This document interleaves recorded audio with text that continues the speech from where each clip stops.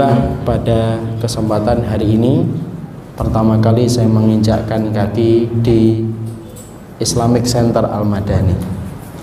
Ya, Masya Allah, tadi saya ketika datang ternyata sajian buah di piring sudah berkurang separuh.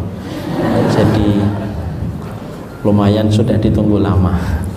Jadi alhamdulillah pada kesempatan hari ini kita bertemu di Islamic Center ini, dan tentunya semoga Allah selalu memberikan kebaikan kepada setiap para pengurus dan komponen-komponen yang ada di Islamic Center ini, karena sesungguhnya saya melihat ini tempat yang sangat nyaman, dan semoga sudah banyak orang yang mengambil faedah dan mengambil manfaat pada Islamic Center dan masjid ini, karena tidak ada yang mampu memakmurkan masjid dan Islamic Center kecuali orang yang diberikan sifat oleh Allah, walam yakhsha illallah, dia tidak takut kecuali kepada Allah.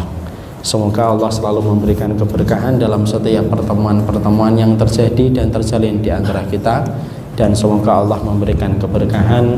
Semoga ini menjadi pertemuan di dunia dan menjadi alasan terindah kita nanti bertetangga di surga. Amin insyaallah.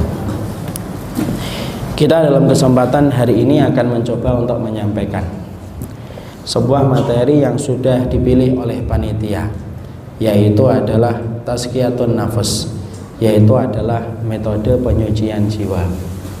Ini sebenarnya merupakan materi yang sangat panjang, dan ini merupakan materi yang sangat tebal untuk kita kaji dan untuk kita pelajari. Kalaulah rujukan kita yaitu kitab Minhajul Qasidin, maka kitab itu memiliki halaman lebih dari 300 halaman. Dan kalau kita kaji, maka tidak cukup waktu 2 jam, bahkan 2 tahun dan 20 tahun belum tentu cukup selesai. Kalau kita mengacu kitabnya adalah kitab Tazkiyatun Nafas yang disusun oleh Imam Ibn Rajab, Imam Ibn Qayyim, itu juga lebih dari 200 halaman. Itu pun juga lebih dari 10 tahun lebih. Makanya kita tidak membahas seluruhnya, tetapi kita akan membahas salah satu bagian dari tema penyucian jiwa, supaya kita paham, supaya kita mengerti, dan tentunya kita berdoa semoga yang menyampaikan adalah orang yang pertama kali mengambil manfaat dari apa yang dia sampaikan, karena apa yang datang dari hati biasanya akan mengetuk hati. Maka inilah yang kemudian menjadikan kita, kalau sudah bicara tentang tazkiyatun nafas, saya akan buka dengan sebuah alasan. Apa sebabnya kita harus menyampaikan materi ini, dan kenapa pula para ulama mereka memiliki perhatian terhadap ilmu tazkiyatun nafas, sampai kita dapatkan kitab-kitab mereka lahirkan dari kitab yang berorientasi untuk menyucikan jiwa. Makanya saya akan menyampaikan sabab ikhtiyaril maudhu, sebab dipilihnya tema ini menjadi tema yang dibahas oleh para ulama terdahulu sampai kita hari ini. Kenapa metode penyucian jiwa itu penting untuk kita ketahui dan harus kita pahami sebagai seorang hamba yang mengabdi dan beribadah kepada Allah Subhanahu wa taala. Maka ada beberapa alasan, dan alasan itulah yang kita ingin pahami. Yang pertama, kenapa tazkiyatun nafas itu menjadi materi yang penting untuk dikaji setiap para thalibul ilmi, tidak terkecuali adalah kita. Karena yang pertama adalah sesungguhnya ibadah itu terbagi menjadi 2. Ada ibadah yang pertama yang disebut ibadah zahir, ibadah zahirah, ibadah yang dilakukan oleh anggota badan kita, itu disebut dengan ibadah zahirah. Kita sholat, kita puasa, kita zakat, kita haji, kita umrah, itu ibadah zahirah, ibadah yang dilakukan oleh anggota badan kita. Dan inilah yang sering kita katakan dan sering kita jelaskan kepada keluarga kita, ayo jaga sholat, jaga puasa, kalau punya uang bayar zakat, dan kalau punya lebih silakan haji dan umrah. Maka itu disebut dengan ibadah zahir.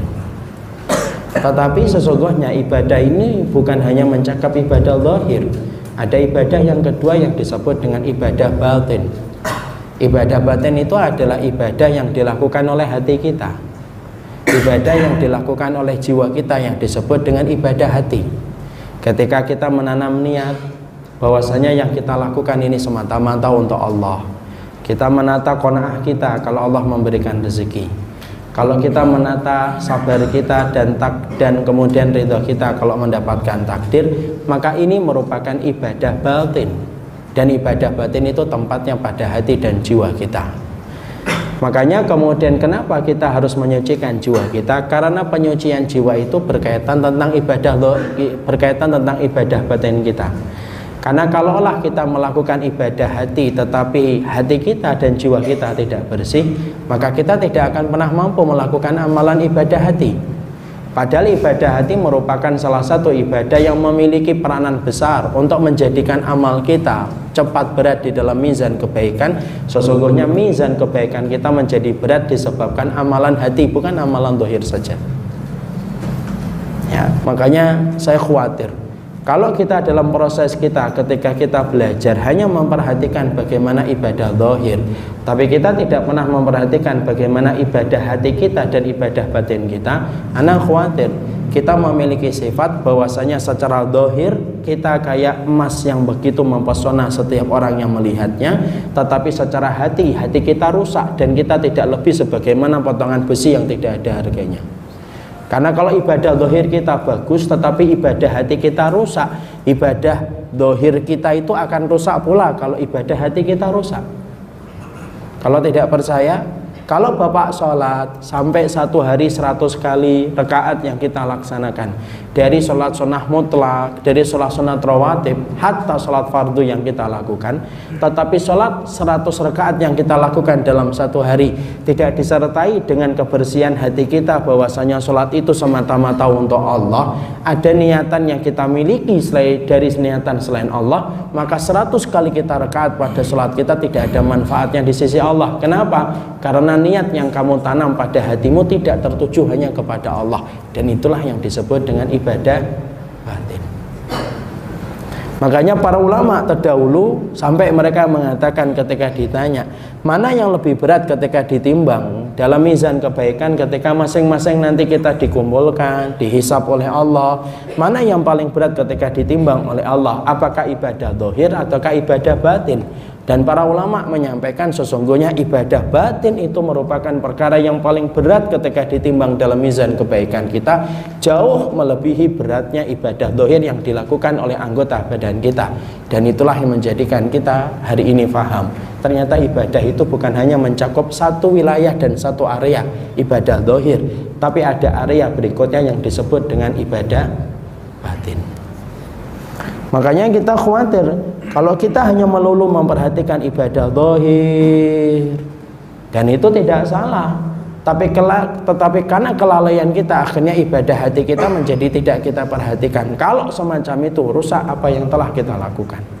Ustadz, tunjukkan mana dalilnya bahwasanya ibadah hati sangat berperan pula untuk membentuk bagaimana ibadah zahir kita. Dan tunjukkan dalilnya bahwasanya ibadah hati lebih berat di dalam mizan kebaikan daripada ibadah zahir. Oke, saya akan tunjukkan dalilnya. Dalilnya itu adalah ketika kita mendapati Rasulullah menerangkan kepada kita orang-orang yang pertama kali diputuskan nasibnya oleh Allah dan dijebloskan oleh Allah ke dalam neraka pertama kali. Mungkin kita akan membayangkan peminum khamr, salah. Pezina, salah. Mungkin kita akan membayangkan pembunuh, salah. Tapi ternyata Rasulullah mengatakan dalam satu riwayat Muslim yang disampaikan dari Abu Hurairah, Rasulullah itu bersabda, inna awalan nasi yugda yaumal qiyamati salasatun. Orang yang pertama kali diputuskan nasibnya oleh Allah, dipanggil di padang mahsyar ketika yang lain harap-harap cemas untuk dipanggil oleh Allah, ada 3 orang yang dipanggil oleh Allah dan diputuskan nasibnya untuk masuk neraka terlebih dahulu. Siapa? Yang pertama, rajulun qatala fi sabilillah. Yang pertama adalah laki-laki yang dia berperang selama hidupnya, seumur hidupnya dia berperang sampai meninggalnya pun di tempat peperangan. Dan kita paham ya, jihad itu puncak amalan Islam. Artinya tidak ada yang nandingi puncak dari amalan ini setelah jihad itu tidak ada lagi. Mentok puncaknya itu jihad. Harusnya amalan jihad itu amalan yang dikatakan para salafus salih, amalan inilah amalan yang akan mendekatkan posisi kita dengan Nabi dan para Rasul kalau di surga. Maka orang tersebut dipanggil oleh Allah pertama kali. Lalu Allah menghisapnya, Allah bertanya kepadanya, ma'amil tafi, ngapain dulu kamu ketika di dunia? Orang itu berkata, qataltu, saya ini berperang. Untuk siapa? Fika, untukmu ya Allah. Allah kemudian mendebatnya, Allah mengatakan, kadzabta, bohong, dusta. Sesungguhnya kamu berperang itu supaya kamu disebut pemberani dalam setiap peperangan yang kamu ikuti. Faqad qila, dan orang itu sudah menyebutmu sebagai pemberani. Diseret wajahnya ke daratan mahsyar, dilemparkan ia ke dalam neraka pertama kali mencicipi api neraka. Waliyadzubillah.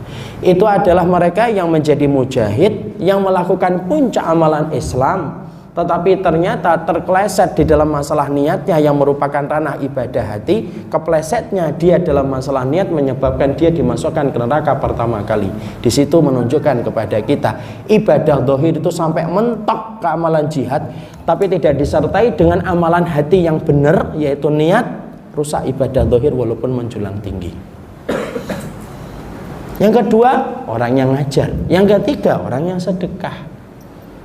Dan mereka ternyata justru menjadi orang yang pertama kali masuk neraka ketika kepleset dalam masalah niatnya. Niat, ibadah hati. Jihad, ibadah zahir. Dakwah, ibadah zahir. Nyari ilmu, ibadah zahir. Sedekah, ibadah zahir. Maka ibadah zahir ini walaupun tampaknya mempesona, walaupun tampaknya memukau, tapi ketika amalan hatinya itu rusak dan kepleset, maka ibadah yang sudah memukau dalam ibadah zahir menjadi rusak parah disebabkan ibadah hatinya rusak. Dan itulah untuk menunjukkan kepada kita, jangan main-main sama ibadah hati, karena ibadah hati itu menentukan proses ibadah zahir kita juga. Makanya Imam Abu Hanifah kan pernah nangis gara-gara ngobrol dengan seorang anak kecil. Kepleset Imam Abu Hanifah, anak kecil itu berkata, alah ndak apa-apa Imam, kamu hanya kepleset di dunia. Kepleset kita di dunia hanya keseleo, tetapi keplesetnya hati kita nanti di akhirat, itulah yang menyebabkan kita akan dimasukkan ke neraka. Dan itulah yang menjadikan Imam Abu Hanifah menangis. Jadi itu dalil pertama untuk menunjukkan kepada kita, jangan main-main. Jadi kalau kita kemudian beribadah, jangan hanya engkau perhatikan sholatmu, jangan hanya engkau perhatikan bagaimana umrahmu, tapi perhatikan apa yang bertengger pada hati kita, karena sesungguhnya ibadah ini itu memiliki peranan yang paling besar di sisi Allah. Makanya sampai kita menjumpai Abu Bakar itu menjadi manusia yang paling utama setelah Rasulullah, itu bukan karena sholatnya. Abu Bakar itu menjadi manusia yang paling utama setelah Rasulullah bukan karena puasanya. Dan Abu Bakar menjadi manusia yang paling utama setelah Rasulullah itu bukan haji dan umrahnya. Tapi Abu Bakar itu menjadi manusia yang paling utama setelah Nabi. Iya. Sampai Rasulullah SAW bersabda di dalam satu kitab, yaitu buku sirah, diterangkan kalau seluruh manusia itu ditaruh di dalam satu timbangan, lalu seluruh manusia itu ditaruh di timbangan satu sisinya, seluruh manusia di sini nih, dari ujung timur ke ujung barat, dari utara ke selatan, semua manusia dikumpulkan pada satu timbangan. Abu Bakar seorang diri ditaruh di dalam satu sisi timbangan, maka timbangan iman dan amal solehnya Abu Bakar itu lebih berat daripada seluruh manusia yang dikumpulkan. Itu Abu Bakar, Pak. Jadi kalau kita nanti dikumpulkan dari ujung timur sampai ujung barat, dari ujung utara sampai ke selatan, kemudian Abu Bakar seorang diri ditimbang pada sisi timbangan yang satunya, imannya Abu Bakar lebih berat daripada kita semuanya. Apa yang menjadikan Abu Bakar menjadi manusia yang paling utama setelah Nabi Muhammad? Salatnya? Enggak, Pak. Salatnya Abu Bakar mah lebih banyak salat kita. Rakaatnya kita itu dimulai dan dihitung oleh Allah dari semenjak kita balik kok. Kalau umur kita 63 sampai 70, maka jumlah rakaat kita jauh lebih banyak daripada jumlah rakaat yang pernah ditunaikan oleh Abu Bakar. Karena Abu Bakar itu baru masuk Islam umur 38 tahun, meninggalnya sama kayak Rasulullah 63 tahun. Yang menjadikan Abu Bakar itu menjadi manusia utama setelah Nabi bukan karena puasanya. Puasanya Abu Bakar, baca sirah, puasanya Abu Bakar hanya 11 kali, Pak, seumur hidupnya. Karena kemudian disyariatkan puasa pada tahun 2 Hijriah, maka Abu Bakar itu hanya 11 kali melaksanakan puasa. Bandingkan dengan kita, saya umurnya 39. Kalau menurut KTP, kalau menurut Samsung 27 biasanya. Kalau Oppo 31 biasanya. Saya ini kalau misalkan 39 lalu kemudian balik saya itu adalah 12 tahun, berarti saya telah diberikan kesempatan Ramadan 27 kali. Itu 2 kali lipat lebihnya daripada puasa yang pernah ditunaikan Abu Bakar. Tapi apakah kita bisa mengatakan keimanan kita lebih tinggi daripada keimanan Abu Bakar? Enggak, Pak. Sepakat kita ini, walaupun kita kemudian berkata amal kita banyak, amalmu tidak akan pernah mampu nandingi keutamaan amal Abu Bakar. Lalu apa yang menjadikan Abu Bakar menjadi manusia yang paling utama setelah Rasulullah? Perhatikan apa yang dikatakan oleh Imam Ibnu Rajab. Ma faddalallahu Abu Bakar bi salatihi wala siyamihi wala shadaqatihi walakin ma waqara fi qalbihi. Rasulullah, Allah itu menjadikan Abu Bakar menjadi manusia yang paling utama setelah Nabi Muhammad bukan karena sholatnya, bukan karena puasanya, bukan karena sedekahnya. Tapi Abu Bakar menjadi manusia yang paling utama setelah Rasulullah itu karena yang bertengger di hatinya. Ketika dia berkata dan berbuat tidak ada yang dia tuju kecuali Allah. Itu amalan hati, Pak. Jadi amalan hati itu luar biasa. Kadang-kadang kita melihat Rasulullah mengatakan dalam satu hadis yang sahih, nanti kamu akan melihat penduduk surga. Kamu menyangkanya dia penduduk surga, padahal penduduk neraka. Kok bisa? Karena amalan berarti ya rusak. Kan ada hadis itu kan, kamu akan melihat seseorang yang kamu sangka dia penduduk surga padahal dia penduduk neraka, dan kamu akan melihat orang yang kamu sangka dia penduduk neraka padahal dia penduduk surga. Kenapa? Itu dibedakan dengan amalan hati. Bukan berarti semuanya amalan hati terus kita tidak mau melakukan amalan dohir loh ya. Tidak sholat, enggak, yang penting hatinya. Enggak. Ini saya khawatir orang Pulau Gadung itu mengambil kesimpulan sepihak kadang-kadang. Sebagaimana saya diputuskan sepihak sama Instagram. Nah, sedikit cerita sedikit. Maka bukan begitu, tapi amalan hati itu berpengaruh besar pada kehidupan kita ketika beribadah kepada Allah. Makanya yang paling besar kedudukannya untuk ditimbang oleh Allah itu adalah amalan hatinya. Makanya maaf ya Pak, kalau kita nanti ngecek di YouTube, kadang-kadang kita ngelihat di YouTube ada orang yang penampilannya tidak sekhusyuk ustadz-ustadz kita, jenggotnya nggak sepanjang ustadz-ustadz kita, jubahnya nggak sekhusyuk, nggak sepanjang ustadz-ustadz kita. Tapi kenapa kok mereka meninggal dalam kondisi sujud kayak yang di Tebet? Ada yang meninggal ketika khutbah, ada yang meninggal ketika sedang menghafalkan Quran dan membaca Quran. Walaupun penampilannya tidak sekhusyuk kita mungkin yang selama ini sudah mengkhusyukkan penampilan kita, dan itu termasuk syiar dan itu ibadah. Bukan berarti itu tidak penting-penting. Tapi yang menjadi renungan kita, kenapa ada orang penampilannya tidak sekhusyuk kita, penampilannya tidak sebagaimana syiar yang kita tunjukkan dalam setiap kita berpakaian, tetapi meninggalnya dalam kondisi husnul khatimah. Padahal meninggal husnul khatimah itu menjadi tanda bukti yang tidak bisa dibantah, Pak. Sampai Rasulullah mengatakan, jangan kamu percaya seseorang, jangan kamu dustakan seseorang sampai kamu melihat bagaimana dia dimatikan oleh Allah. Karena kematian husnul khatimah itu cukup menjadi penjelas semua yang kita lihat dari dirinya ketika hidup. Kenapa kok mereka bisa husnul khatimah padahal penampilannya biasa? Itu loh Pak, amalan hatinya.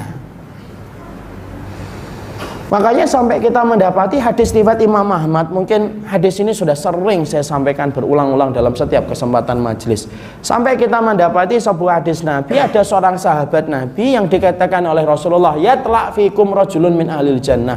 Ini bentar lagi ini ada laki-laki penduduk surga. Yang datang laki-laki Ansor, nenteng sandal dengan tangan kanannya, tangan kirinya, kemudian jenggotnya basah. Berulang-ulang Nabi mengatakan yang semacam itu sampai 3 kali. Sampai kemudian ada seorang sahabat yaitu Abdullah bin Amr bin As, putra dari Amr bin As, penasaran kenapa laki-laki Ansor ini ditunjuk oleh Nabi sebagai penduduk surga, diulang-ulang oleh Nabi sampai 3 kali. Lalu kemudian diikuti, kemudian dia nginap di rumahnya. Ternyata kita dapatkan malamnya dia tidak tahajud, siangnya juga biasa. Loh, sampai kemudian sampai Abdullah bin Amr bin As ini bertanya, loh keistimewaan sahabat ini itu apa? Kok sampai Nabi mengabarkan dia penduduk surga? Padahal malamnya tidak tahajud. Kemudian malam yang kedua, malam yang ketiga, sama 3 hari berturut-turut tidak melaksanakan tahajud. Padahal dikatakan Nabi 3 kali berturut-turut sebagai penduduk surga. Insya Allah Pak, penduduk surga tidak tahajud. Ini masih ada kesempatan yang jarang tahajud. Makanya kemudian akhirnya kita mendapati bagaimana ketika Abdullah bin Amr bin As berkata, loh, kamu itu dikabarkan oleh Nabi sebagai penduduk surga, tapi aku ketika menjumpai malammu, menjumpai siangmu, kamu itu kayak sahabat yang lainnya, tidak ada yang istimewa dari perbuatan yang kamu lakukan. Tapi kenapa Nabi itu telah menas dirimu sebagai penduduk surga? Orang itu berkata, karena hatiku tidak pernah hasad kepada orang yang beriman, tidak pernah benci sama orang yang beriman, tidak pernah ingin mendolimi orang yang beriman, dan setiap mereka mendolimi, aku maafkan kesalahan mereka. Maka Abdullah bin Amr berkata, itulah amal yang menjadikan dirimu ditinggikan oleh Allah, jauh daripada yang pernah dilihat oleh manusia, karena kebersihan hatinya ketika mencintai orang yang beriman. Itu amalan hati, Pak, mencintai orang yang beriman itu bukan amalan zahir.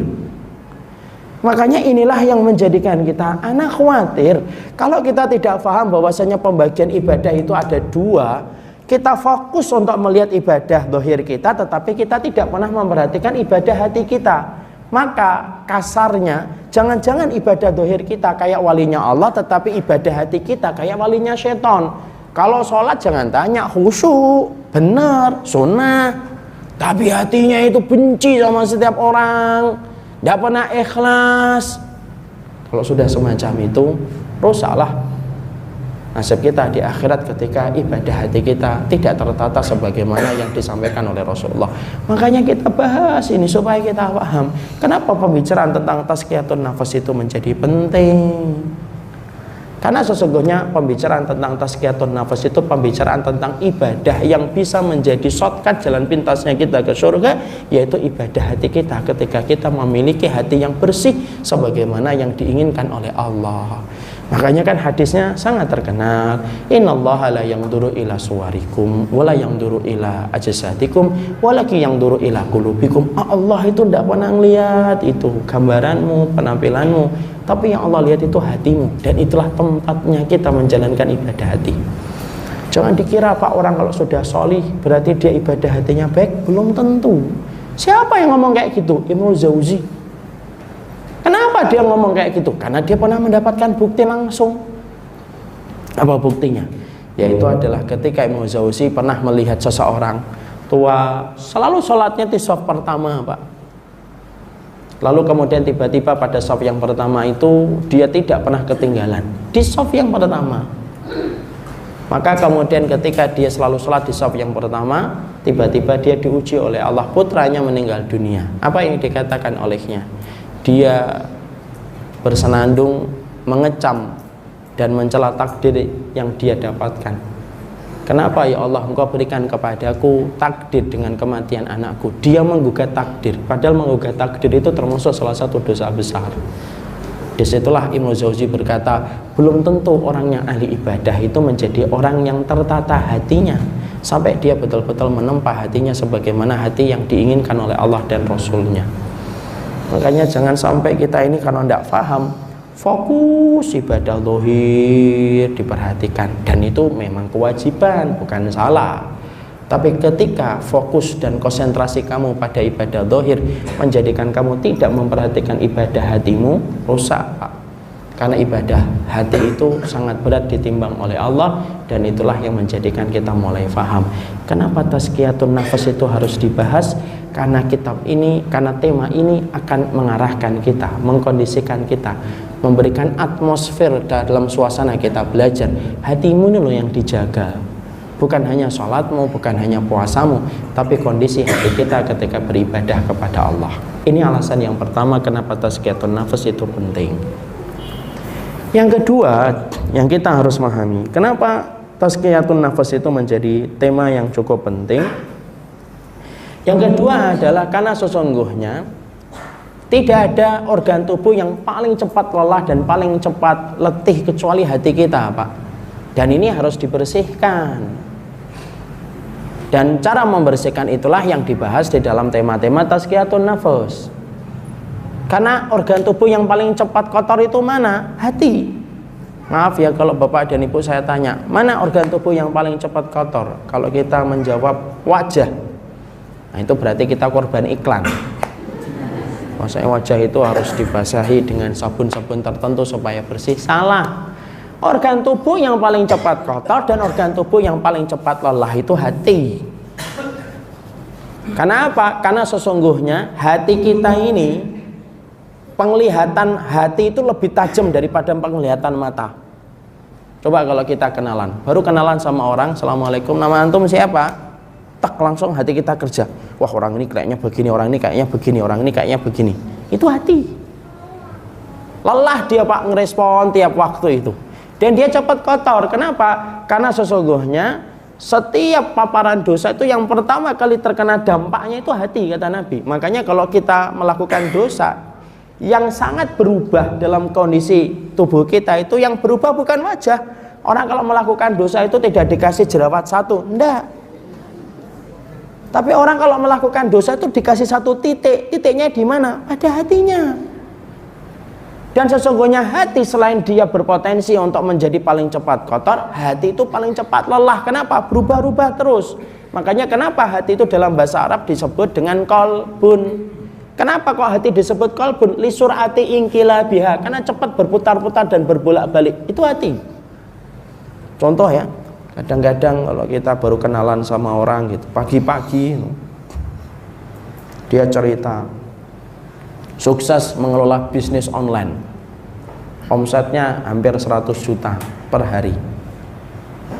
Maka kita pagi langsung mengatakan, wah kelihatannya saya bisa mengikuti jejaknya, dan insya Allah omset saya akan lebih daripada dia. Itu pagi. Nanti siang beda lagi. Siang ketemu temannya, yang ternyata temannya sekarang sudah mulai menghafalkan Quran dan sudah hafal 5 juz. Nah itu keinginan untuk pebisnis online lupa pagi itu. Kenapa? Ketemu sama teman yang hafal Quran. Dia akan berkata, insya Allah nanti saya akan jadi penghafal Quran saja. Dan saya insya Allah hafalannya lebih banyak daripada dia. Itu siang. Itu siang.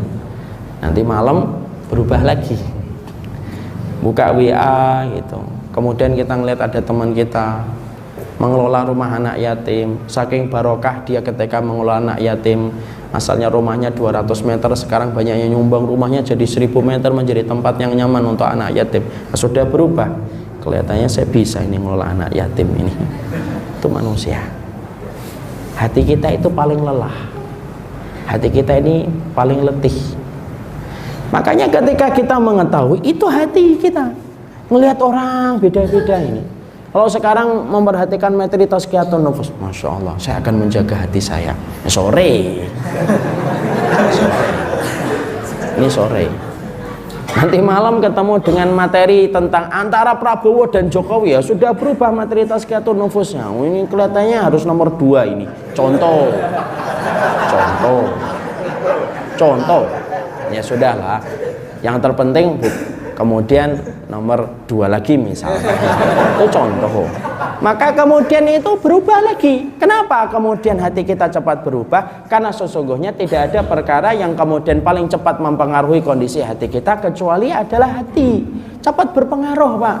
Makanya ketika kita paham bahwasanya hati kita paling cepat terpapar dengan pengotornya dan hati kita paling cepat lelah, carilah tempat untuk mengistirahatkan hati kita, dan tidak ada obat untuk mengobati hati kita kecuali kepada pemaparan ilmu dari para ulama ketika mereka membahas bagaimana tentang masalah tazkiyatun nufus, membersihkan hati kita. Karena pada kondisi itulah kita akan merasakan bagaimana membersihkan hati kita ketika lelah dan ketika letih. Dan ingat, membersihkan hati tidak sama dengan membersihkan anggota badan yang lainnya, karena membersihkan segala sesuatu itu beda-beda. Membersihkan handphone berbeda dengan kita membersihkan piring. Membersihkan piring berbeda dengan kita membersihkan kamar mandi. Membersihkan kamar mandi berbeda dengan kita membersihkan mobil. Itu ada caranya masing-masing. Kalau kita samakan antara membersihkan mobil dengan membersihkan handphone, rusak Pak handphone kita. Ya, kita samakan membersihkan piring dengan membersihkan handphone, rusak handphone kita. Kayak laptopnya seorang ustadz sahabat saya itu. Anaknya itu ketika ngelihat bapaknya selalu bawa laptop gitu, anaknya kasihan, kok laptopnya Abi jarang dicuci ya gitu. Bapaknya tidur Pak, diambil laptopnya, dicuci, dimasukkan ember, dicuci kayak nyuci baju, cuci gitu. Sudah bersih dikeringkan, kemudian dikasih handuk, diletakkan, Bi dibangunkan, Bi. Atif nama anaknya tuh Atif. Atif sudah nyuci laptopnya Abi, jadi Abi nanti kalau pakai sudah bersih wangi. Bapaknya langsung kaget. Ketika dihidupkan sudah tidak hidup, sudah tamat riwayat handphone apa laptopnya. Nah, itu salahnya gitu. Sama kalau membersihkan handphone, membersihkan HP, tidak sama dengan kita membersihkan lainnya, maka sama pula sesungguhnya membersihkan hati jangan sampai salah. Makanya kenapa tazkiyatun nafas itu menjadi materi yang penting untuk kita bahas dalam kehidupan kita menjadi thalibul ilmi. Yang kedua, karena sesungguhnya pada materi dan pada tema itu kita akan tahu bagaimana cara membersihkan hati kita, mengkondisikan hati kita, mengkondisikan jiwa kita supaya diridhai oleh Allah. Dan sungguh Pak, menjaga kesucian hati dan jiwa itu pekerjaan yang tidak pernah mengenal cuti, tidak pernah mengenal istirahat. Pekerjaan itu selama hayat di kandung badan, maka kita diperintahkan untuk menjaga hati kita setiap waktunya dan setiap saatnya. Karena apa? Itu jauh lebih berat dari semua ibadah yang kita lakukan pada perkara-perkara yang lainnya. Salah menyebabkan rusaknya kehidupan kita.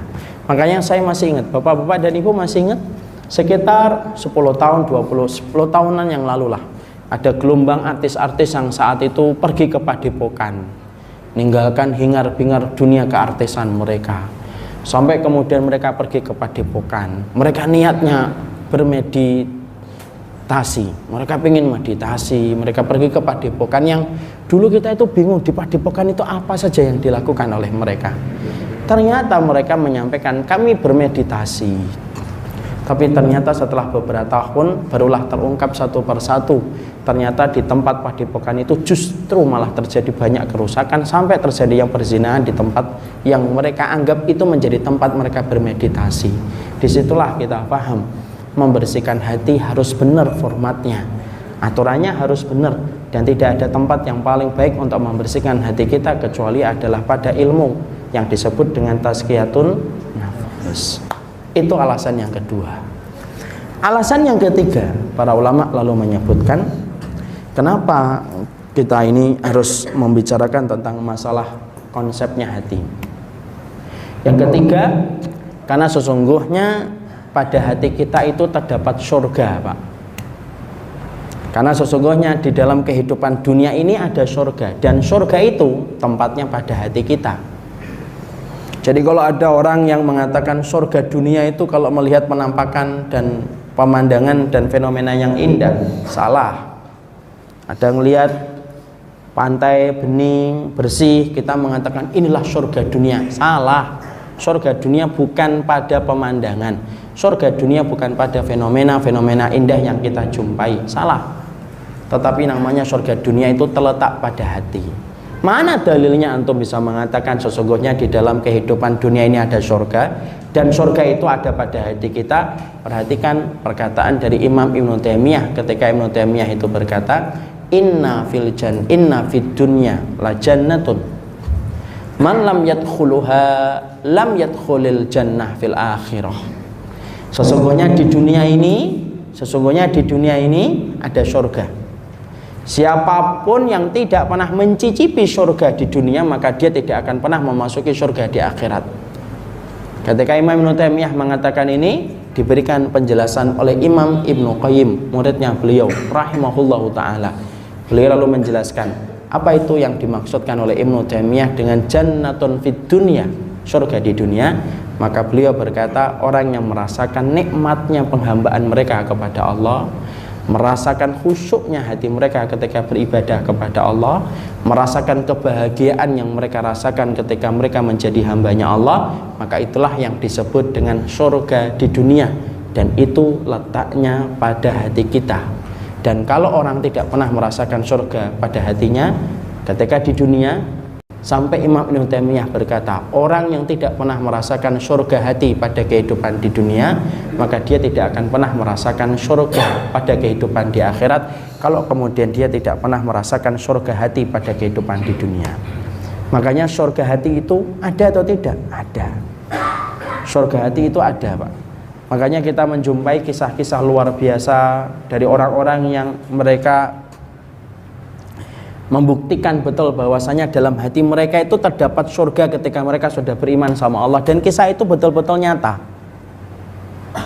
Makanya kalau kita membaca, saya akan ambilkan contoh-contoh bahwasanya surga hati itu ada.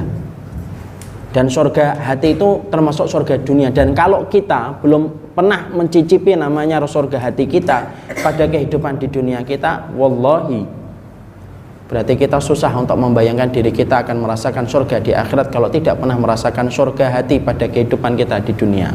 Saya ambilkan contoh, Pak. Contoh-contohnya banyak. Ada salah satu sahabat wanita Nabi, namanya Ummu Khonsah. Sebelum dia masuk Islam, Ummu Khonsah ini hidup pada kondisi jahiliyah. Dan ketika jahiliyah, termasuk Ummu Khonsah ini orang yang memobilisasi keluarganya supaya memerangi Nabi. Keluarganya Ummu Khonsah ikut dalam perang Badar. Dan dalam peperangan itu, salah satu keluarganya Ummu Khonsah itu meninggal dunia, kakak tirinya Ummu Khonsah. Berita ketika selesainya perang Badar, berita nyampe kepada Ummu Khonsah, kakak tirinya itu ternyata meninggal dunia pada perang Badar melawan Nabi. Maka Ummu Khonsah menyesal luar biasa, nangis, dia tepuk-tepuk pipinya, dia sobek-sobek bajunya, dia jatuh di dalam berbelasungkawa sampai berbulan-bulan. Padahal yang meninggal bukan kakak kandungnya, tetapi baru kakak tirinya. Itu kondisi Ummu Khonsah sebelum dia mengenal iman. Setelah Ummu Khonsah akhirnya dengan kehendak Allah dia mendapatkan hidayah masuk Islam. Lalu kemudian Ummu Khonsah setelah masuk Islam, maka Ummu Khonsah, Masya Allah, kemudian betul-betul merasakan nikmatnya iman. Sampai kita menjumpai Ummu Khonsah ketika terjadi peperangan jihad, Ummu Khonsah membangun sebuah kemah. Dia kumpulkan 4 putranya untuk ngumpul bersama dengan beliau. Ummu Khonsah berkata kepada 4 putranya laki-laki, ibu pingin supaya kalian besok ikut berperang membela kalimat Allah. Dan ibu pingin supaya kalian 4-4-nya tidak ada yang kembali dalam kondisi hidup kecuali kalian telah gugur pada peperangan. Mungkin kita akan menyangka, alah itu cuma lip service saja. Ternyata tidak. Pagi harinya satu persatu anaknya beliau pamit meninggalkan ibunya untuk berperang. Menjelang siang, kurir dikirim kepada keluarga satu persatu yang meninggal keluarganya dalam peperangan, tidak terkecuali Ummu Khonsah. Ummu Khonsah diberitahu oleh kurir 4 putranya meninggal gugur di jalan Allah. Perhatikan, seorang wanita ditinggalkan 4 putranya. Padahal kita paham ya, musibah paling besar bagi seorang wanita itu bukan ditinggalkan suami, tapi musibah paling besar seorang wanita adalah ketika dia menghadapi kenyataan anaknya meninggal dunia dan dia harus menabur tanah pada jasad anaknya. Itulah musibah paling besar. Tapi yang terjadi, Ummu Khonsah hanya meneteskan air mata. Dalam beberapa riwayat dijelaskan dia sempat sujud syukur ketika 4 putranya sudah meninggal dunia. Dia akhirnya seorang diri, Pak, sampai dia meninggal dunia, dan tidak ada kegembiraan yang dia paling besar rasakan kecuali dia mendapati 4 anaknya sudah dibeli oleh Allah di dalam peperangan. Itu surga hati, Pak. Kalau kisah ini kita lihat di film, mungkin kita akan mengatakan fiktif. Kalau kisah ini pernah kita lihat di drama Korea, kita pasti mengatakan ini rekayasa. Kalau kisah ini kita pernah lihat di Bollywood, apalagi Bollywood, Pak, loncat aja bisa dibuat fiktif loncatnya mereka itu. Ninju sebelum kena ke muka sudah terlempar jauh, itu India. Tapi kisah ini kita baca dalam hadis-hadis Rasulullah SAW untuk menunjukkan kepada kita surga hati itu nyata, Pak. Dan itu bukan sesuatu yang dinamakan dengan rekayasa. Saya akan tambahkan, ada seorang sahabat namanya Urwah bin Zubair. Itu ketika beliau pernah tertancap panah ketika dalam peperangan akan dicabut oleh sang tabib. Ketika akan dicabut oleh sang tabib, maka kemudian beliau berkata, jangan cabut sekarang, saya merasakan sakit pada panah yang menancap pada betisku ini. Tabib berkata, kapan saya akan mencabutnya? Nanti saja, kalau saya sholat silakan dicabut. Dia sholat, dicabut sama sang tabib. Saking khusyuknya dia sholat, dia tidak merasa kalau panah itu sudah dicabut. Ketika dia salam, maka dia berkata, nazak tahu, sudah kamu cabut? Tabibnya mengatakan, sudah kami cabut. Masya Allah, saking khusyuknya dia dalam sholat, panah yang nancap di betisnya itu dicabut tidak terasa. Dan ketika membaca dalam hadisnya riwayat Muslim itu, saya mikir panjang, Masya Allah ya, sekhusyuk apa itu ibadah dia dalam sholatnya itu. Sampai kemudian ketika sholat, ketika panah dicabut dari badannya, dia tidak merasa.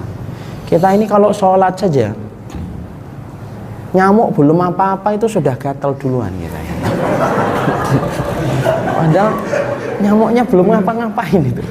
Nyamuknya baru mengatur strategi dan rencana untuk itu, kita sudah gatal duluan. Di situ kita paham, loh, ternyata itu Masya Allah itu.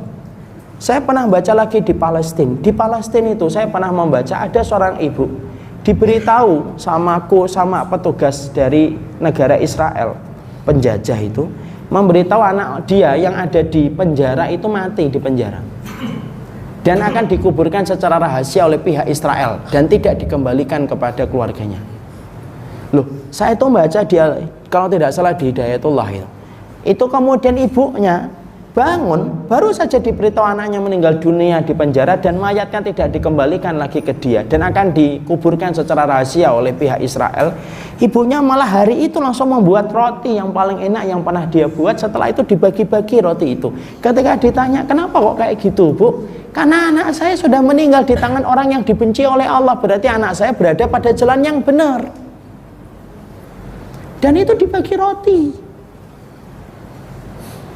Kenapa kita dapatin hal semacam itu begitu nyata? Karena surga hati itu ada, akhi. Makanya ketika saya di Suriah itu salah satu tempat yang membuat saya itu Masya Allah. Orang Syam itu pantas kalau Nabi sampai mengatakan tuh bali ahli Syam, beruntung betul orang Syam itu. Bapak Pak ya, kalau saya boleh berbagi dulu 5 tahun yang lalu, 6 tahun yang lalu ketika jadi relawan kemanusiaan di sana. Saya itu dapatin orang Syam itu, rumahnya rusak, anaknya meninggal dunia. Bapak tahu nggak dikirnya apa orang Syam itu? Dikirnya orang Syam itu selalu akan mengatakan Allahu Karim, Allahu Karim, Allahu Karim. Allah Maha Baik, benar. Itu namanya Allahu Karim. Kalau yang ngomong Allahu Karim saya, ya wajar. Saya punya rumah kok, saya punya kesehatan, saya punya handphone. Kalau yang mengatakan Allahu Karim itu bapak dan ibu, ya wajar, bapak mendapatkan apa yang bapak mau kok. Nanti malam mau makan nasi goreng bisa, besok pagi nasi uduk bisa. Kita mengatakan Allahu Karim ya wajar, kita dapat kenikmatan kok. Tapi ketika yang mengatakan Allahu Karim adalah orang yang mereka itu anaknya sudah meninggal, ada yang di penjara. Kalau di penjara itu tidak ngerti hidup atau mati. Kalau hidup penjara mana, kalau mati dikubur di mana. Tapi sampai mereka bisa mengatakan Allahu Karim, itu kalau tidak memiliki surga pada hatinya, tidak mungkin lisannya bisa mengucapkan Allahu Karim. Dan saya Pak, demi Allah pernah di sana 1 bulan itu, saya itu di sana itu betul-betul kemudian mendapati, tidak pernah saya dapati ada orang yang betul-betul konsep ketika menerima takdir itu betul-betul ridho. Dan tidak pernah saya jumpai orang-orang di sana itu menggugat takdir dan berkata, kenapa peperangan ini terjadi pada kami ya Allah? Tidak pernah itu.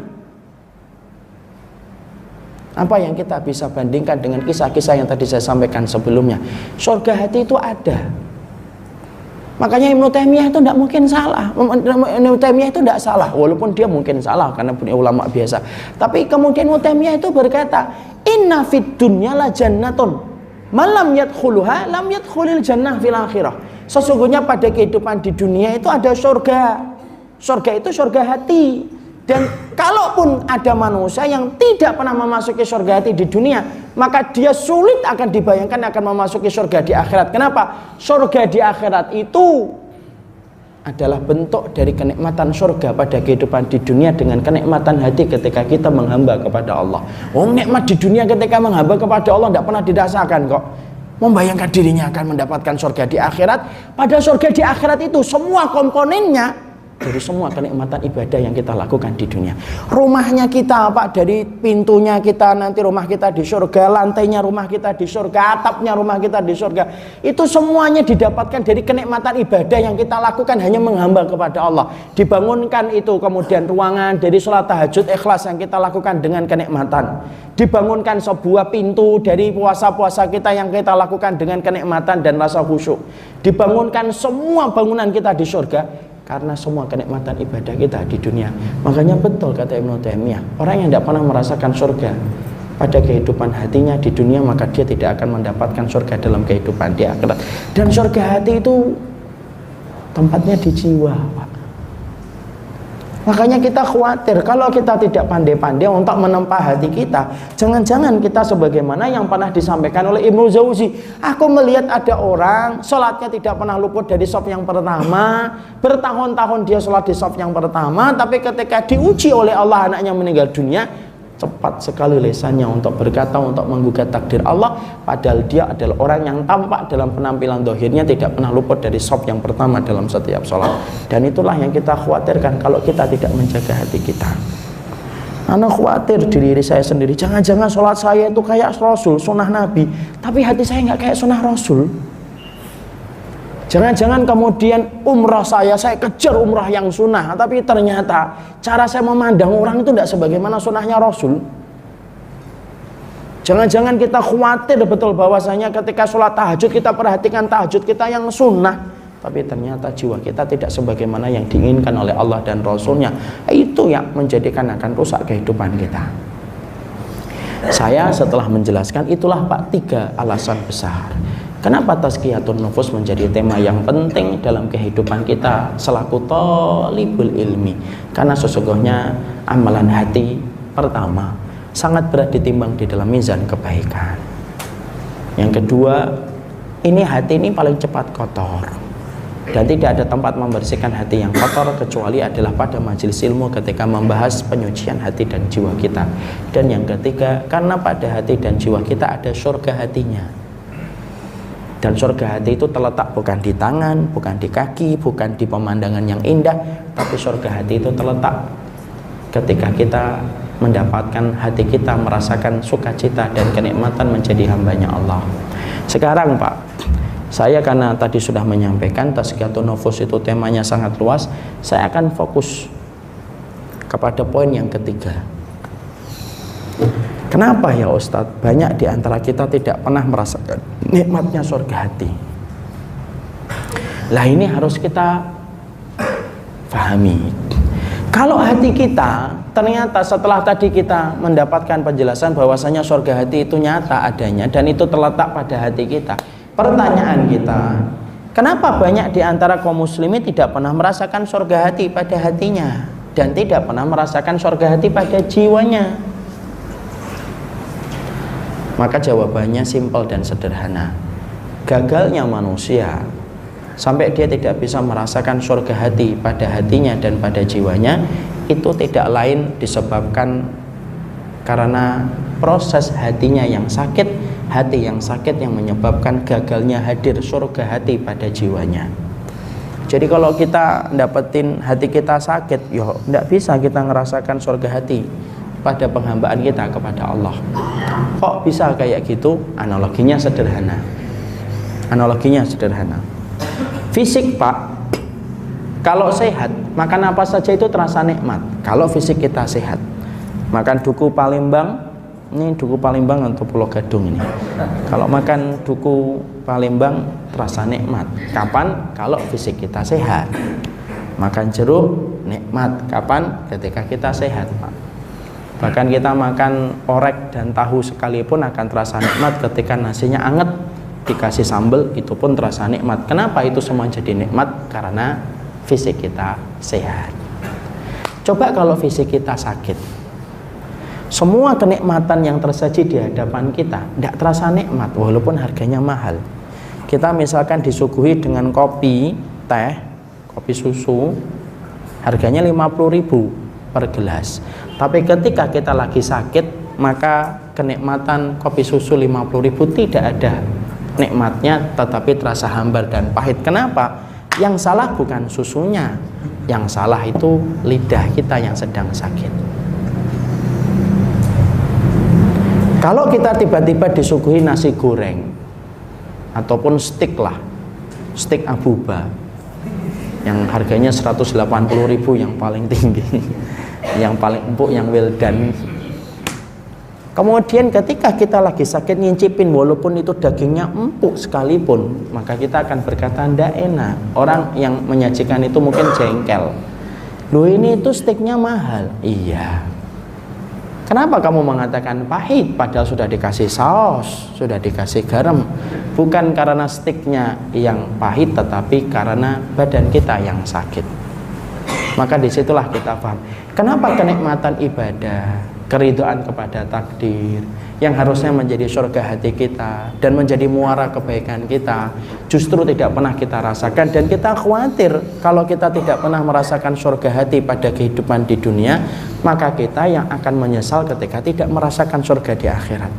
Maka pertanyaan, kenapa kita tidak merasakan surga hati? Jawabannya simpel, hati kita sakit, Pak. Makanya sholat tidak terasa nikmat, dikasih ujian terasa sesek dadanya, dikasih dengan rezeki oleh Allah ketika kurang, hilang rasa qanaahnya. Kenapa? Hatimu yang sakit. Karena sejatinya ibadah itu harusnya memberikan kenikmatan pada penghambaan kita kepada Allah. Tapi ketika hati kita sakit, kenikmatan penghambaan itu jadi hilang. Sebagaimana fisik yang sakit menjadikan kenikmatan makanan dan minuman itu menjadi hilang. Ya. Makanya ketika kita kemudian merasakan kalau kita memang sudah tidak merasakan surga pada hati kita, berarti kita harus betul-betul untuk memperbaiki hati kita. Iya, mengobati hati. Dan ternyata mengobati hati termasuk salah satu ranah di dalam ilmu tazkiyatun nufus. Dan para ulama itu mengatakan kalau kamu ingin mengobati hati, sekali lagi Ibnu Jauzi mengatakan mengobati hati yang sakit itu persis sebagaimana mengobati fisik yang sakit. Maka beliau mengambil perbandingan Ibnu Jauzi. Kalau kamu hatimu sakit, cara menyembuhkan hati yang sakit itu sama dengan mengobati fisik yang sakit. Nah, sekarang kita bedah dulu, ngobatin fisik yang sakit itu gimana? Kita ini kalau sakit, Pak, maka ikhtiar yang dilakukan oleh kita itu mendatangi dokter. Tabib ataupun dokter ketika kita datangi, biasanya dokter itu akan memberikan kepada kita 3 tahapan.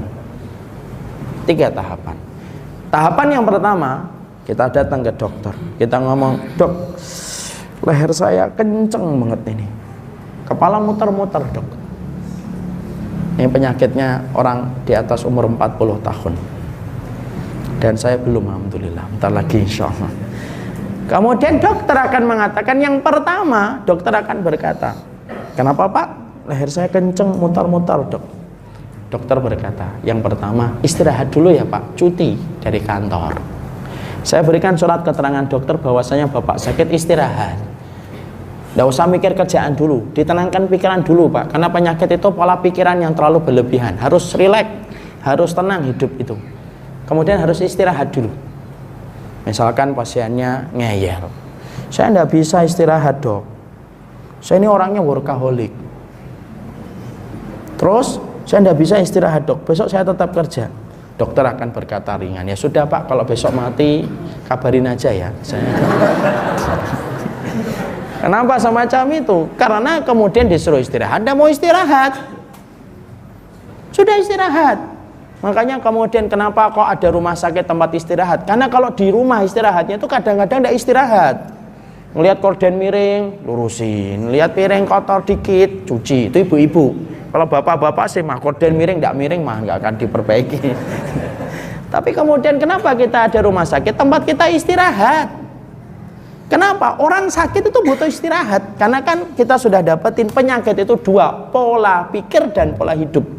Kalau orang Jawa tambah 1, kakean pola. Nah itu orangnya Jawa. Itu tambahan saja. Kalau kemudian dokter itu selalu mengatakan penyakit itu 2, kalau nggak pola pikir ya pola hidup. Udah itu saja, pola makan. Nah itu. Maka kemudian suruh istirahat, itu dokter. Itu yang pertama. Setelah itu dokter akan mengatakan yang kedua. Yang dirasakan apa Pak? Kencang lehernya, iya. Ini Bapak harus mulai meninggalkan pantangan. Makanan-makanan santan ditinggalkan ya Pak. Jeroan-jeroan ditinggalin. Kemudian makanan-makanan yang ternyata kolesterolnya tinggi dikurangin. Kalau bisa berhenti. Ngerokoknya berhenti. Rokok itu hukumnya apa dok? Nah, karena dokternya sudah ngaji. Dokternya ngomong, ya itu haram. Nah, itu karena sudah ngaji. Karena sudah ngaji. maka ditinggalkan. Maka itu ninggalkan pantangan. Kalau dia tidak mau ninggalkan pantangan walaupun istirahat 1 bulan, tidak akan sembuh. 1 bulan datang lagi, dok masih kenceng ini, padahal sudah 1 bulan, sudah istirahat, sudah istirahatnya 3 minggu saya. Lah itu makanan santai sudah ditinggalkan. Waduh, nggak bisa kalau itu dok. Tidak bisa pak. Bapak selain istirahat harus meninggalkan pantangan. Itu yang kedua, dokter. Yang ketiga, dokter akan ngebom penyakitnya. Ngebom penyakit itu gimana? Disuruh istighfar, dikasih minuman, disuntik, dikasih obat, disuntik, dikasih infus, itu ngebom penyakitnya. Nah itulah insya Allah diharapkan dengan izin Allah akan menjadi sembuh. Itu kalau ngobatin fisik yang sakit pak. Ibnu Jauzi, masya Allah ya, ulama itu luar biasa cerdasnya. Beliau mengatakan mengobati hati kita ketika hati kita gagal merasakan surga hati yang harusnya dirasakan oleh setiap orang yang beriman. Kok saya, kok bapak dan ibu gagal merasakan kenikmatan itu? Bahkan ketika kita baru diuji dikit langsung sempit dada kita, sesek dada kita. Maka sesungguhnya ketika itu kita merasakan persoalan berat, bahwasanya hati kita sakit. Ternyata Ibnu Jauzi itu berkata mengobati hati yang sakit itu sama dengan mengobati fisik yang sakit. Apa yang dilakukan pertama kali? Yang pertama yang dilakukan kalau kita mendapati hati kita yang sakit, yang pertama sama kayak yang disampaikan dokter, istirahatkan hati. Mengistirahatkan hati itu ternyata berbeda dengan mengistirahatkan fisik pak. Kalau mengistirahatkan fisik di atas tempat tidur, kemudian pergi ke puncak, kemudian nyewa cottage di pinggir pantai kalau memang tidak takut dengan tsunami, itu istirahatnya fisik. Tapi istirahatnya hati, para ulama mengatakan istirahatnya hati tidak sama dengan istirahatnya fisik. Istirahat hati itu ada beberapa tempat pak. Makanya ketika hati kita hilang, carilah hati kita pada tempat-tempat yang disebut sebagai peristirahatan hati. Dan para ulama sudah mengatakan itu. Kenapa? Karena hati kita itu lelah pak. Hati kita lelah, ngikutin dunia itu. Yang pertama kali merespon dunia itu hati pak. Coba kalau tiba-tiba kita ketemu alumni gitu ya, sama-sama reuni di sebuah sekolah, kita baru dengar teman kita, kadang-kadang hasad kita timbul. Yang kerja itu hati pertama kali pak. Lelah hati kita ini sebenarnya. Ngikutin dunia itu, yang pertama kali ngikutin dunia itu apa? Hati. Makanya hati itu lemah betul. Dan yang ngikutin dunia itu kan terus berubah, dan itu lelah pak. Makanya orang kalau ngelihat dunia itu kan masya Allah ya, dunia kan berubah-ubah pak, terus itu. Handphone dulunya kecil, tebel, kecil, sekarang gede banget ya. Itu yang pertama kali kemudian merespon perubahan dunia itu hati. Makanya hati itu butuh istirahat. Makanya para ulama lalu mengatakan istirahatnya hati dalam beberapa tempat. Makanya di mana tempat istirahatnya hati? Pertama, para ulama mengatakan di majelis ilmu. Itu istirahatnya hati. Makanya kalau kita kemudian kita sudah merasakan hati kita yang semakin berat, yang pertama kali istirahatkan hatimu. Dan mengistirahatkan hati itu pada majelis ilmu. Karena kemudian dengan duduknya kita pada majelis ilmu, maka kemudian lelahnya hati ketika ngikutin dunia, sementara waktu ketika duduk pada majelis ilmu kita istirahat dari merespon dunia, tetapi kita akan merespon tentang urusan surga dan akhirat.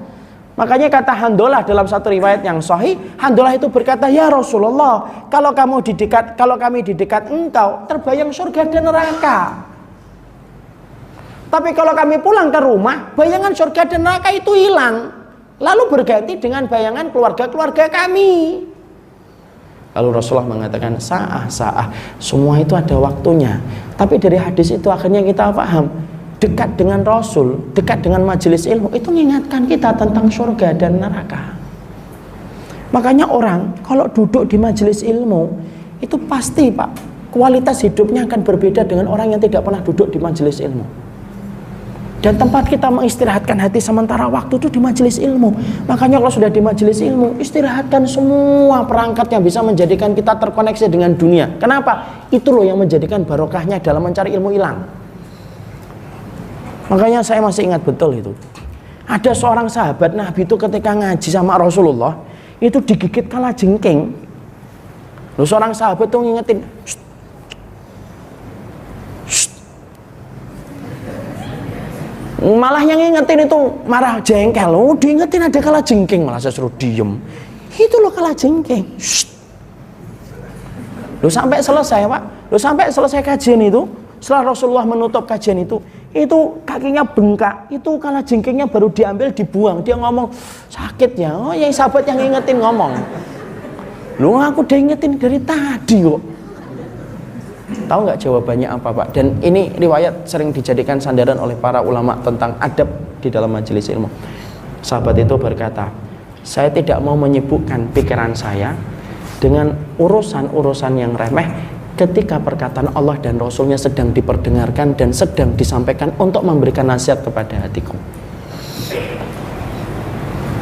Makanya sampai saya itu kalau di majelis-majelis saya yang sudah lama-lama gitu, sudah kayak keluarga gitu, saya tidak perbolehkan ada makanan dan minuman.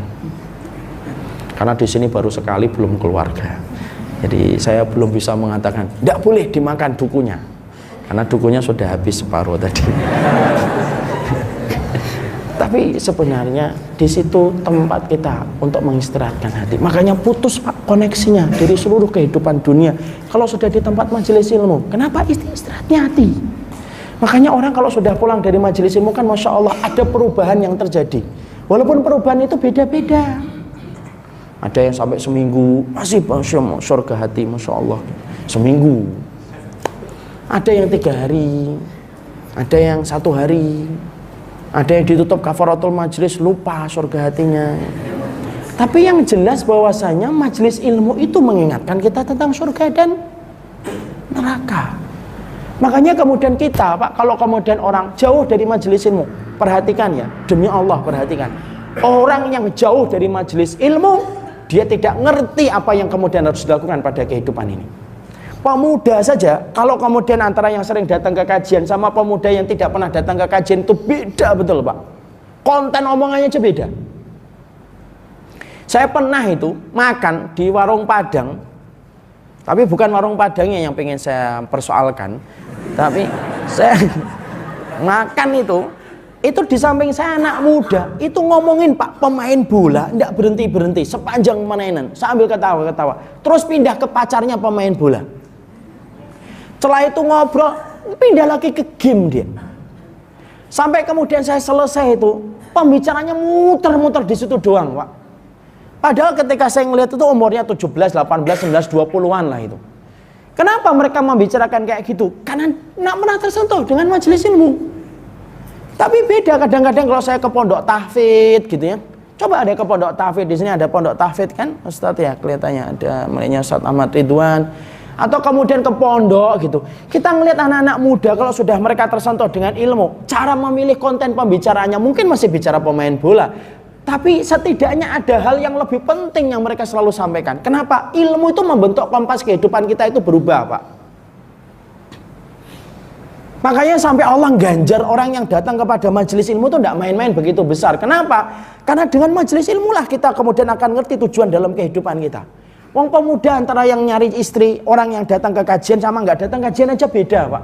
Kalau pemuda nggak pernah datang ke kajian, nyari istri, selalu alasannya itu lucu. Kenapa kamu pilih dia jadi istrimu? Karena orangnya imut. Nah ini. Kenapa kamu pilih dia jadi istrimu? Orangnya enak diajak ngobrol. Ini dikiranya pos kamplingnya, Mbak. Karena kemudian dia tidak punya konsep untuk jawab kenapa kemudian dia harus cari istri. Tapi beda kalau ada pemuda ketika dia sudah ngerti ilmu, selalu yang dicari, kamu pengennya istri yang gimana? Yang hafidhah, Ustaz. Lah kamu hafalannya berapa? 3 surat yang terakhir. Tapi setidaknya kemudian dia itu sudah berbeda, cara memilih sesuatu itu sudah berbeda.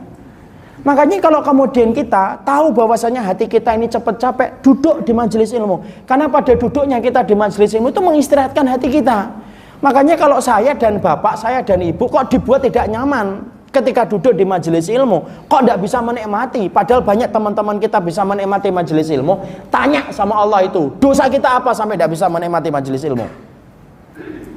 Karena apa? Karena Rasulullah itu menyerupakan ilmu sebagaimana air hujan. Sifatnya air hujan itu numbuhkan yang mati, menghidupkan yang mati, membasahi yang kering. Berarti kalau orang sedang diatur oleh Allah, duduk kamu di majelis ilmu, berarti Allah itu membuat skenario. Allah ingin hidupkan hatinya dan Allah ingin basahi jiwanya. Dan itu yang menjadikan kita akhirnya Pak, istirahat hati kita Pak. Kok belum berubah 2 kali? Kok belum berubah 3 kali? Kenapa? Karena mungkin dosa kita terlalu tebal. Cara mencucinya itu terlalu banyak. Cara mencucinya itu perlu waktu yang panjang. Makanya majelis ilmu duduk. Disitulah kita kemudian akan mendapatkan kebaikan. Walaupun maaf ya, kadang-kadang pernah ada seorang ulama ditanya dalam fatwanya, Syekh, kami mendengar ada majelisnya fulan membahas tema ini, padahal tema ini sudah kami ketahui. Apakah saya perlu datang walaupun tema itu sudah kami ketahui? Syekhnya memberikan fatwa, datangilah majelis pada tema yang sebenarnya kamu sudah tahu, karena di situ kamu akan mendapatkan keberkahan walaupun ilmunya sudah kamu ketahui. Itu barokahnya Pak. Makanya saya heran gitu sama orang yang hidupnya itu Senin sampai Jumat kantor, Sabtu dan Ahad mancing. Ini mancing nggak salah, tapi kalau mancing menghilangkan kewajiban yang besar itu saya bingung gitu loh. Senin sampai Jumat ngantor, Sabtu dan Ahad goes. Lah terus ilmunya ditaruh di mana? Terus kapan hati kita istirahat Pak? Terus merespon dunia, habis ngelihat kantor kemudian ngelihat ikan. Pikirannya gimana menjebak ikan itu supaya saya dapat. Gimana caranya goes? Bukan masalah goes itu boleh, saya nggak mengharamkan. Tidak ada ulama yang mengharamkan goes, tidak ada ulama yang mengharamkan mancing. Tapi kalau goesmu dan mancingmu sampai menafikan dan menepikan kewajiban kamu nyari ilmu, nah terus di hati mana kita akan istirahat? Loh, kalau fisik kita aja butuh ke puncak supaya kemudian kita tidak penat melihat mobil yang berjejer terus itu setiap hari, apalagi ke Bekasi, naudzubillah min dzalik, sampai kemudian kayak gitu, dan kita butuh sesekali refreshing sama istri kita, sama keluarga kita. Kita pergi ke puncak, kita pergi kemudian ke pinggir pantai supaya kita refreshing itu. Loh, hati kita ini perlu refreshing Pak. Refreshing itu di taman surga. Makanya carilah majelis ilmu yang mendidik kita supaya menjadi lebih baik. Yang asalnya kasar jadi lembut, yang asalnya dulu bermusuhan jadi saling mencintai, bukan malah sebaliknya. Karena pada majelis itulah kita mengistirahatkan hati. Allah bedakan Pak antara orang yang berilmu dan orang yang tidak berilmu, itu Allah bedakan. Nanti kita setelah duduk di majelis ilmu, sholatnya kita itu dibedakan pahalanya dengan sholatnya orang yang tidak pernah datang ke majelis ilmu. Masa Ustaz? Iya. Mana dalilnya? Qul hal yastawil ladina ya'lamuna wal ladina la ya'lamun. Allah akan memberikan pertanyaan yang tidak membutuhkan jawaban. Emang sama antara orang yang tahu dengan orang yang tidak tahu? Tidak sama ibadahnya, pahalanya juga nggak sama. Tapi harus duduk di majelis ilmu. Majelis ilmu yang menjadikan kita itu akhlaknya juga baik, bukan menjadikan kita menghujat, bukan menjadikan kita mencela orang, bukan menjadikan kita menyesat-nyesatkan orang dengan gampang. Bukan itu yang kita cari. Majelis ilmu tempat mengistirahatkan hati supaya hati kita tambah bersih ketika melihat orang lain, supaya kita menjadi tambah tawaduk ketika mendapatkan ilmu, supaya menjadikan kita lebih rendah hati dari ketika kita mendapatkan ilmu. Di situ istirahatnya hati kita. Ya, tentunya jangan terlalu sering juga. Majelis ilmu ketika menjadi tempat istirahatnya hati jangan terlalu sering. Sehari 4 kali itu tidak disarankan. Sehari 2 kali. Kenapa Ustadz nggak boleh sering-sering? Saya lagi semangat ini. Saya baru hijrah. Bahkan saking ininya, saya baru hijrah Ustadz. Kok hijrah? Hijrah itu Indonesia. Kalau bahasa Arabnya hijrah. Saya tuh pengen kajian itu sehari itu 5 kali. Alah, nggak usah. Justru nggak sunnah. Mana dalilnya itu nggak sunnah? Yaitu ketika Rasulullah SAW itu ketika Abdullah bin Mas'ud ditanya, Bu, kami diajarin sehari itu 3 kali. Loh, Abdullah bin Mas'ud jawab, laisa kada alamana Rasul. Rasulullah tidak pernah ngajarin kayak gitu. Sudah sehari sekali sini aja. Minim sehari, 3 hari sekali cukup Pak. Kenapa kok terlalu sering tidak boleh Ustaz? Loh, namanya minum obat kalau terlalu banyak Pak, disolatin kita malah. Suruh minum obatnya 3 kali ya, minumnya 30 kali, insya Allah kita dikafani dan disolatin itu. Makanya jangan terlalu banyak. Kenapa majelis ilmu tidak terlalu sering kita datangi dan dimakruhkan oleh para ulama untuk terlalu sering? Para ulama mengatakan karena sesungguhnya jiwa kita punya rasa bosan. Makanya khutbah Jumat itu yang paling baik panjang atau pendek? Tuh langsung jawab pendek. Kenapa kok pendek? Karena kalau terlalu lama Pak, bosen orang. Lama-lama pada batuk-batuk. Ini itu. Makanya saya khawatir nih kalau ini terlalu panjang ada yang batuk-batuk. Tapi moga-moga batuknya karena makan duku Palembang aja.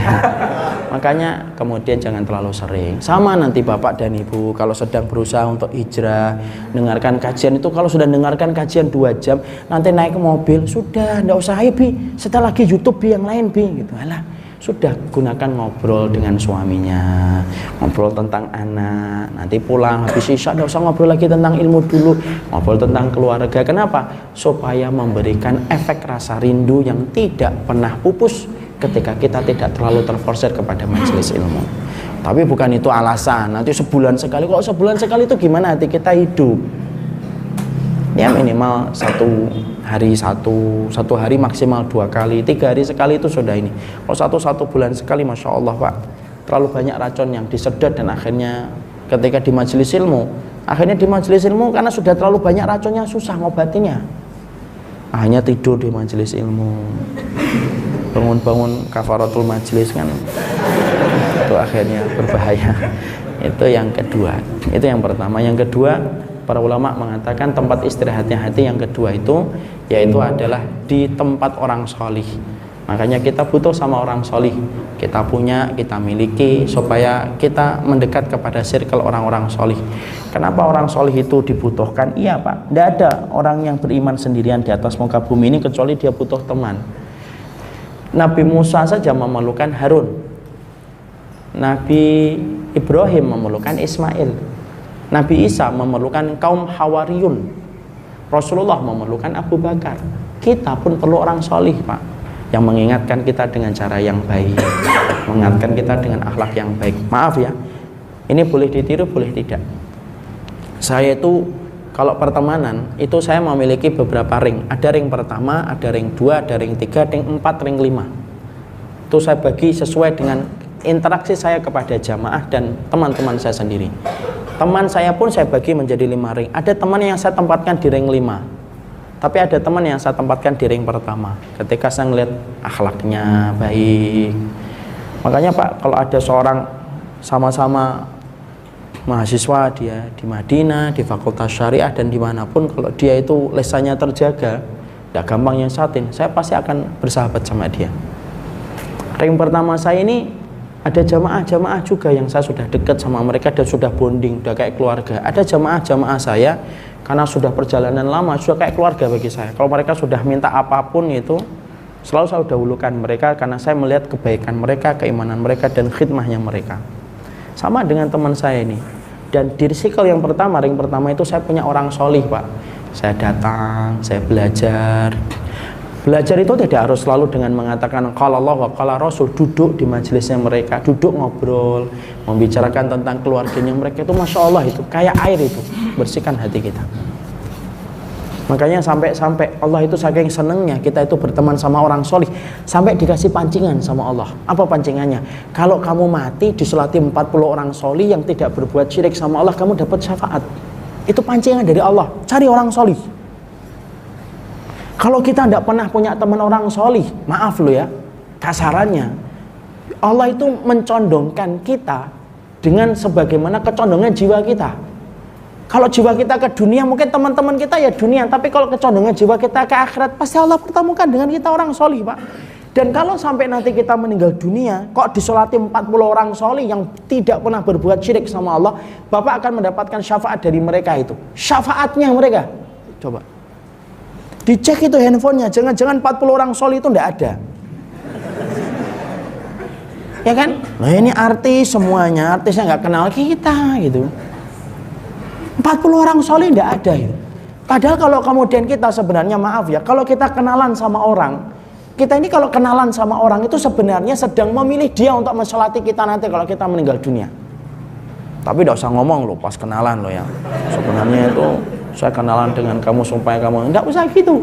Tapi 40 Pak, 40 itu yang saya katakan betul-betul soleh loh. Dia paham, yang ketika dia sholat jenazah itu dia ngerti bacaannya, dia paham cara membacanya. Bukan hanya muslim tok, yang betul-betul mukmin. Dia ketika sholat Allahu Akbar dia ngerti rakaat ruku apa, takbir yang pertama baca apa, takbir yang kedua baca apa, kehidupannya menjadi dosa besar. Nah, disitulah yang disebut dengan orang yang soleh. Dan itulah yang kedua, mengistirahatkan hati kita kepada orang soleh. Dan maaf, kalau kita sudah berteman sama orang soleh itu harus menjemput bola, tidak bisa nunggu. Ya, kita harus menjemput bola. Makanya saya tuh punya waktu bulanan, kadang-kadang datang ke pondok saya di Boyolali, datang Pak 2 hari 3 hari, ngeliatin ustadz-ustadz yang dulu mendidik saya menjadi anak tangga pertama saya ketika belajar ilmu syar'i. Kehidupan mereka, ngobrol, mereka cerita tentang anaknya, mereka cerita tentang anak-anak mereka yang kemudian ini, itu membersihkan hati kita. Kenapa? Nadrul mu'min ilal mu'min yajlul qalbah. Fudhal bin Iyad mengatakan orang mukmin kalau bertemu dengan orang mukmin itu membersihkan hatinya.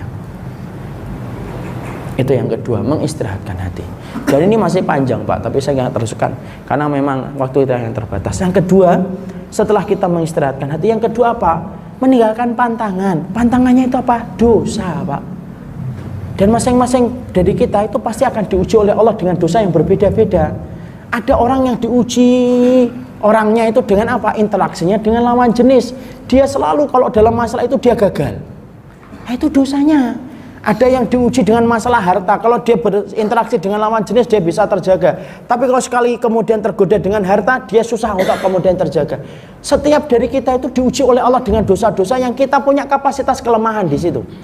Tapi tinggalkan dosa itu, karena dosa itu meninggalkan kenikmatan kita di dalam ibadah. Makanya saya tutup saya sampaikan sebuah kisah nyata. Ada seseorang laki-laki yang baru menikah beberapa bulan datang kepada Imam Syafi'i. Dia berkata, saya pertama kali nikah itu saya mendapati istri saya itu cantik betul, tapi setelah beberapa bulan kecantikan istri saya hilang. Imam Syafi'i berkata, "Tal, sini kamu pengen istrimu kembali cantik?" "Iya." Simpel, sederhana. Tundukkan pandanganmu 1 bulan saja. Jangan memandang lawan jenismu kecuali terpaksa. 1 bulan saja, jaga pandanganmu. Setelah itu nanti kita ketemu kembali setelah 1 bulan. Pisah itu. 1 bulan ketemu lagi sama Imam Syafi'i. Imam Syafi'i berkata, "Gimana? Masya Nuka, gimana urusanmu dengan istrimu?" "Masya Allah, istri saya sekarang cantik kembali sebagaimana pertama kali saya menikahinya." Imam Syafi'i kemudian tersenyum. Sebenarnya istrimu itu tidak pernah berubah. Tidak pernah berubah. Tapi ketika kamu menikah, lalu kamu tetap masih biarkan pandanganmu untuk mendarat kepada landasan-landasan yang haram, kepada wanita-wanita yang haram yang sebenarnya tidak boleh kamu pandang. Kamu pandangi mereka, kamu nikmatin itu, pandangan-pandangan itu. Lalu kemudian kamu bayangkan dari wanita-wanita yang kamu pandang itu, setelah kamu berusaha menikmati yang haram, Allah cabut kenikmatan yang halal, Allah campakkan kenikmatan pada yang haram. Akhirnya istrimu menjadi biasa. Tapi ketika kamu berusaha taat kembali, kamu tundukkan pandanganmu disertai dengan komitmen kamu tidak memandang mereka kecuali terpaksa, maka ketika kamu berusaha meninggalkan kenikmatan pada yang haram, Allah ambil, Allah campakkan kembali kenikmatan pada yang halal. Itulah yang terjadi ketika kamu melihat istrimu. Yang haram itu ninggalkan kenikmatan yang halal, Pak. Maaf ya, orang yang dengerin musik itu mungkin nggak bisa nikmatin Quran. Orang yang minum khamr tidak bisa dia nikmatin yang halal. Orang yang berzina, oh wallahi demi Allah itu kalau ada laki-laki yang berzina, booking perempuan sampai berzina, demi Allah itu pasti dia akan pernah menikmati ketika dia mencampuri istrinya. Kenapa? Semua dosa itu mengambil jatah kenikmatan pada yang halal. Jadi kalau kita bertanya, kenapa malam kita itu malam tidak bisa bangun? Simple. Kamu nggak ninggalkan yang haram di waktu siang, Allah cabut kemampuan kamu untuk bangun di waktu malam. Itu kata para ulama. Kenapa Quran kok tidak kemudian kita nikmatin itu? Karena kamu masih menikmati semua perkara-perkara yang sebenarnya kamu tahu itu haram dan tidak ada manfaatnya. Kamu nikmati setiap membaca, mendengarnya, sampai Allah cabut kenikmatan pada yang halal. Dan itulah yang kedua. Kenikmatan haram kalau sudah dinikmati itu menjadikan kenikmatan halal itu tidak akan pernah kita jumpai dalam perkara surga hati. Itu yang kedua. Yang ketiga, dibom Pak penyakitnya, yaitu dengan istighfar dan taubat. Taubat 2 rakaat, sholat 2 rakaat. Kapan saja sholat 2 rakaat itu, siang boleh, malam boleh, kecuali pada 3 waktu yang diharamkan oleh Allah. Pada waktu matahari terbit tidak boleh sholat. Pada waktu matahari tepat di atas kita tidak boleh kita sholat. Pada waktu matahari tenggelam tidak boleh sholat. Tapi di lain 3 waktu itu kita sholat taubat. Sholat taubat. Ingat dosa kita pernah meninggalkan sholat, ngambil wudhu, sholat 2 rakaat. Banyak sedekah Pak. Sedekah itu menghapuskan dosa sebagaimana air menghapuskan dan memadamkan api. Istighfar yang banyak. Dan istighfar itu cepat untuk membersihkan hati kita. Itulah yang menjadikan kita memahami. Itulah yang disebut dengan surga hati. Jadi makanya kalau saya dan Bapak hari ini pada hati kita belum nampak itu surga hati. Kita sering merasa sesak dada kita. Sering kita mendapatkan jatah rezeki yang berkurang, kita marah-marah. Tidak ada kenikmatan dalam penghambaan kita. Mari kita cek kembali. Mungkin hati kita yang sakit, dan tahapan mengobati hati yang sakit ada 3. Dan itulah yang termasuk salah satu pembahasan dalam tazkiyatun nufus. Barakallahu fikum. Ini yang dapat saya sampaikan dalam pertemuan hari ini. Semoga Allah memberikan keberkahan kepada kita. Semoga yang khusyuk bukan hanya fisik kita, tetapi jasad kita, tetapi hati kita pun khusyuk. Semoga Allah memberkahi dengan kebaikan. Mohon maaf mungkin untuk sementara ini saya tidak membuka tanya jawab karena terbatasnya waktu. Saya harus bergegas dengan janji yang sudah saya sepakati. Lain kali kalau memang Allah menakdirkan kita berjumpa kembali, kita akan perluas dengan tanya jawab yang lebih lapang waktunya, insya Allah. Senang sekali bisa datang ke Islamic Center Madani, dan tempatnya sangat nyaman sekali. Dan insya Allah ternyata saya baru tahu kalau di Pulau Gadung itu dingin ya. Karena ternyata AC-nya banyak. Semoga Allah memberkahi semuanya dan memberikan kebaikan. Subhanakallahumma wa bihamdika asyhadu an la ilaha illa anta astaghfiruka wa atubu ilaik. Assalamualaikum warahmatullahi wabarakatuh.